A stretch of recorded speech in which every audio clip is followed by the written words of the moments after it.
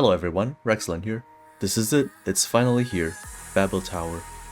What is Babel Tower, you ask? It's basically the most challenging and difficult content PGR has to offer and only comes around 4 times a year. If you're a masochist, then this is the perfect mode for you. If you're not, then that's what this video is for, as I'll try to help you to score the minimum amount needed to claim all the tangible rewards. So let's get started.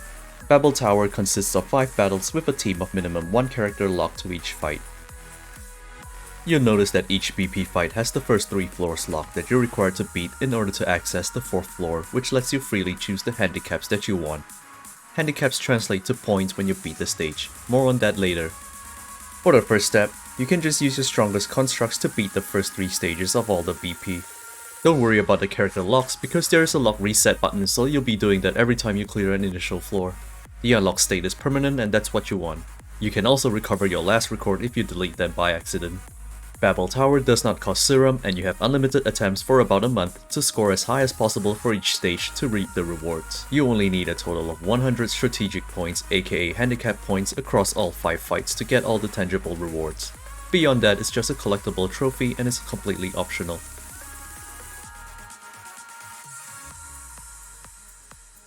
Now let us recap what we know so far with a few additional pointers. 5 fights in total with 4 floors each. Reset your records in each fight to unlock the 4th floor. In order to keep your score, characters used have to remain locked in the stage that they were cleared in. However, gear is not locked, so this is a major plus point where you can just share your leveled memory sets and weapons around for the stats needed to clear the fights. Each BP stage has its own unique stage effect, such as immunity to matrix, which I'll elaborate further later, and also deployment bonuses where you get to select buffs to help with the fight when your team meets a certain requirement. And last of all, you only need 100 points total to get all the rewards, which is quite doable. Dude, trust me. Now assuming that you've already unlocked the 4th floor of each stage and already have an idea of what the fight is sort of about, let's kick off with the 100 point guide, starting with BP1. BP1 has an ignore matrix effect throughout the stage, so that's something to take note of. In the handicaps page, we generally avoid the ones that directly increase the enemy's overall stats, such as overload, because this handicap here straight up boosts all of their stats, meaning the BP requirement of the fight drastically increases when you activate, so let's keep that off. Gravity adaptation slows your character down and boiling mind adds the damage over time effect in the field, so we turn those off as well. Recovery puts the regen effect on them, so disable that as well. And lastly, Black Hole, which turns your character into a pinball as you get pulled around by the mobs. In short, the handicaps that you want to take are Vitality 2, Immovable, Berserk, Bomb, Closed Loop, Blessing, Solitude, Sprint 3, and Flash for a total of 31 points. As for the team, I recommend 2 characters for this stage, with an average of 3500 BP give or take.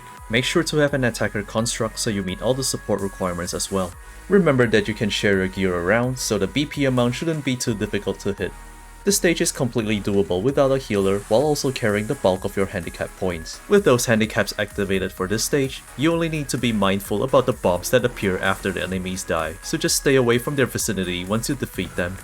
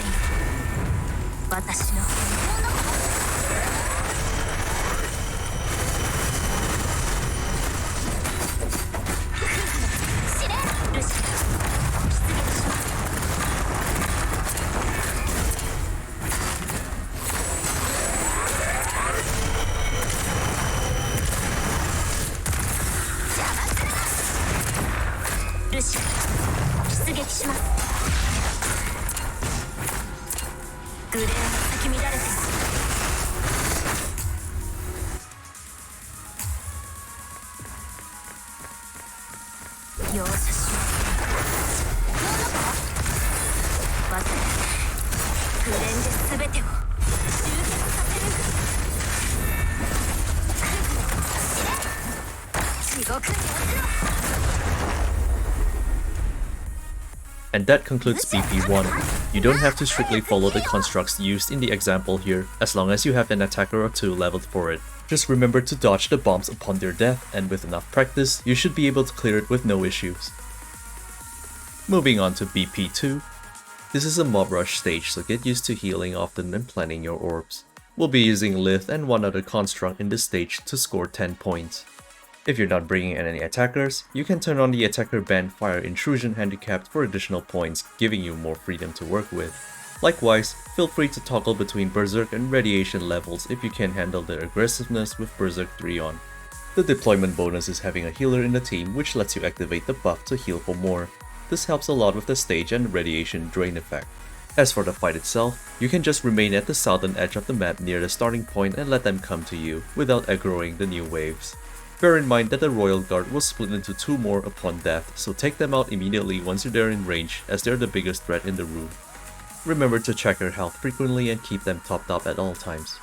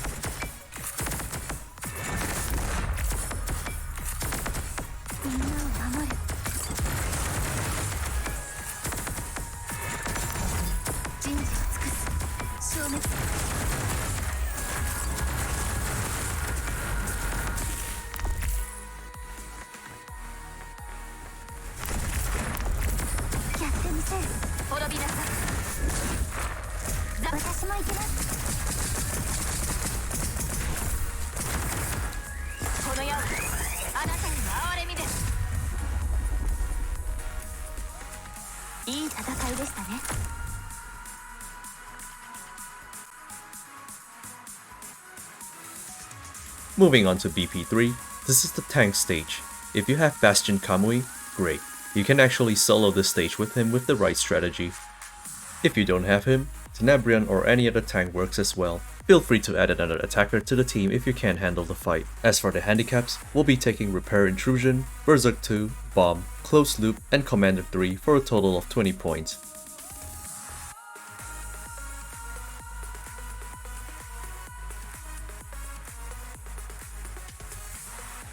Remember to grab the new armor buff as well for deploying a tank. As for the fight itself, the enemies spawn in a fixed order, so the strategy is to keep the initial shield bearers alive for as long as possible while you focus on each new wave. I recommend taking out Firefighter as fast as you can, as it leaves behind burning areas that last for a long time. If you're unfamiliar with playing as Bastion Kamui, you'll be relying on your triple blue ping often to keep your shields up to mitigate the HP drain effect, and yellow orbs to counter. Do triple reds when it's safe, but prioritize your triple and matrix pings for blue orbs, and you should be able to clear the fight with enough practice.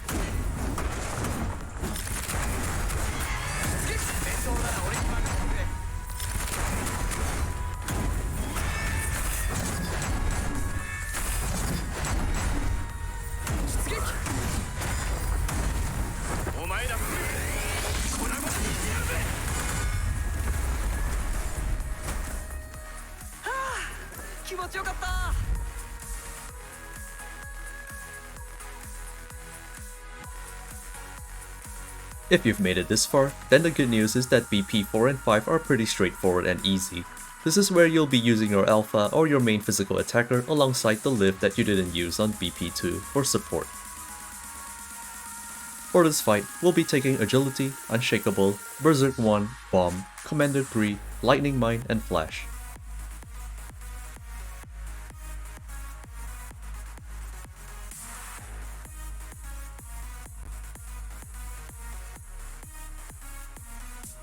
Make sure a construct is at least level 40 so you can take the Signal Orb buff with you. There are various ways to go about the waves. It all depends on which enemy teleports to you first. Ideally, you want to kill the missionaries first so they don't become a nuisance with their attacks, as well as summoning more of them. For the most part, the fights are straightforward and you won't really get overwhelmed by their numbers.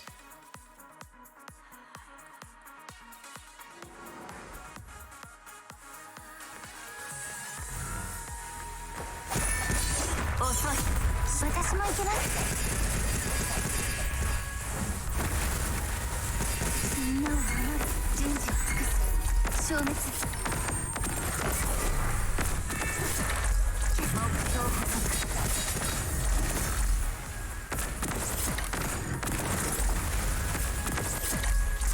甚大丈夫。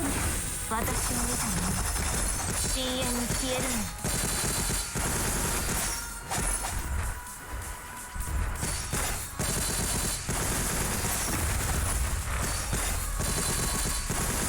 弱い。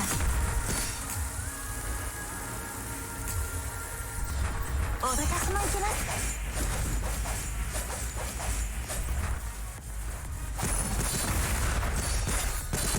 遅い。私も行けます。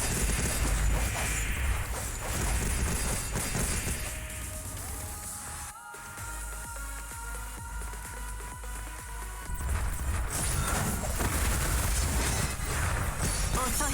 私も行けます。深淵の豪華で全て終わらせてあげる。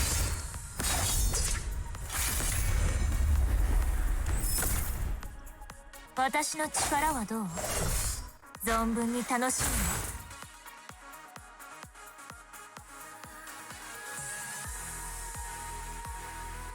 む。Last but not least, BP5. It's almost as straightforward as BP4. For this fight, we'll be taking Unshakable, Berserk 3, Close Loop, and Flash, alongside 2 constructs or more with at least one of them being melee and elemental.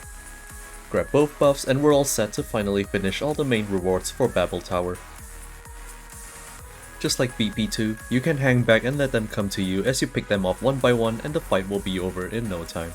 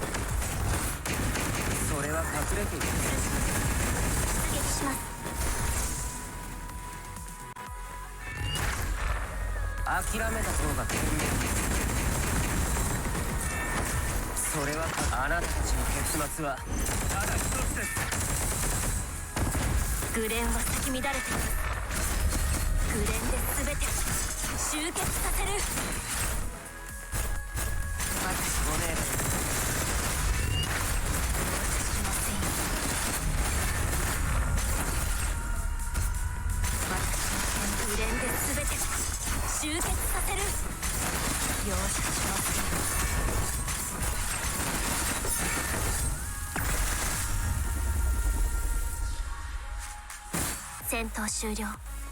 お次の戦闘は何ですか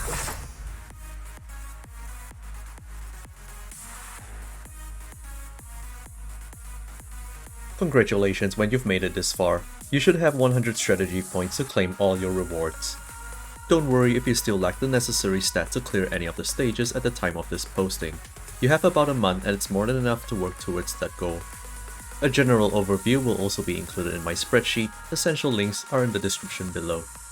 As a final note, remember, Babel Tower is meant to be difficult and demanding on both gear and skill, but at the very least, they strike a nice balance for the more casual player base to still get all the rewards without too much effort. It's only harder now because the first Babel is so close to launch, but in the subsequent ones you should already have a formidable roster by then to get the minimum rewards with ease. So just have fun and challenge yourself because this mode only happens a few times a year. We've come to the end of this guide and I hope that it has been helpful to you in understanding how Babel Tower works, and all the best to your runs. Consider leaving a like, comment and subscribe, and I'll see you in the next video.